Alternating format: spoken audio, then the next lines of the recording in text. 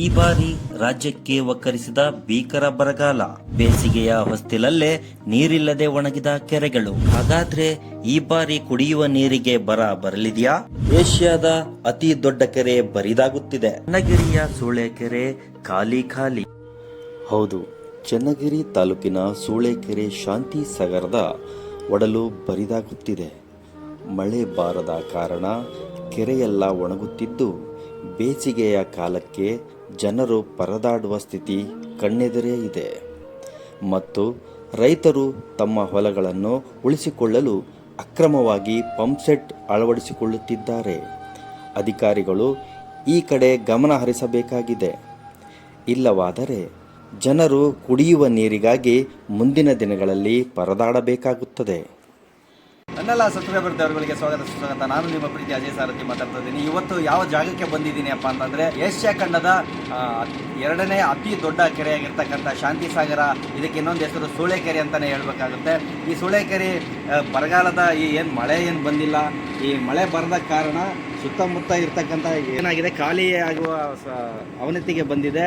ಹಾಗೆ ಇದು ಚನ್ನಗಿರಿಯ ಸಿಟಿ ಮತ್ತು 75 ಹಳ್ಳಿಗಳಿಗೆ ಈ ಕೆರೆಯಿಂದ ನೀರು ಸಪ್ಲೈ ಆಗ್ತಾ ಇದೆ.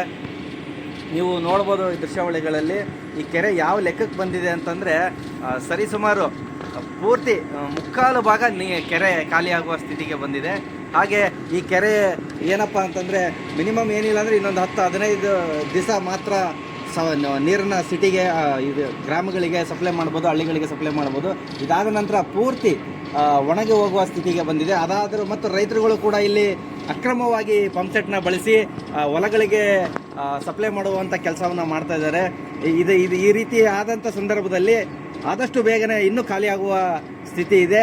ಹಾಗೆ ನೀವು ನೋಡಬೇಕಾಗುತ್ತೆ, ಈ ಸುತ್ತಮುತ್ತ ಕೆರೆ ಯಾವ ರೀತಿಯಾಗಿದೆ ಅಂತಂದರೆ, ಪ್ರಾಣಿ ಪಕ್ಷಿಗಳಿಗೂ ಕೂಡ ಕುಡಿಯೋಕ್ಕೆ ನೀರಿನ ಅವನತಿ ಕಡಿಮೆ ಆಗ್ತಾ ಬರ್ತದೆ. ಹಾಗೆ ಮೀನುಗಳು ಕೂಡ ಇಲ್ಲಿ ಮೀನು ಕೂಡ ಸಾಯುವ ಸ್ಥಿತಿಗೆ ಬರ್ತದೆ. ನೀರಿಲ್ಲ ಅಂತಂದರೆ ಪ್ರಾಣಿ ಪಕ್ಷಿಗಳಾಗಿರ್ಬೋದು, ಮೀನುಗಳಾಗಿರ್ಬೋದು, ಇವ್ಯಾವ ಉಳಿಯೋ ಸ್ಥಿತಿಗೆ ಬರೋದಿಲ್ಲ.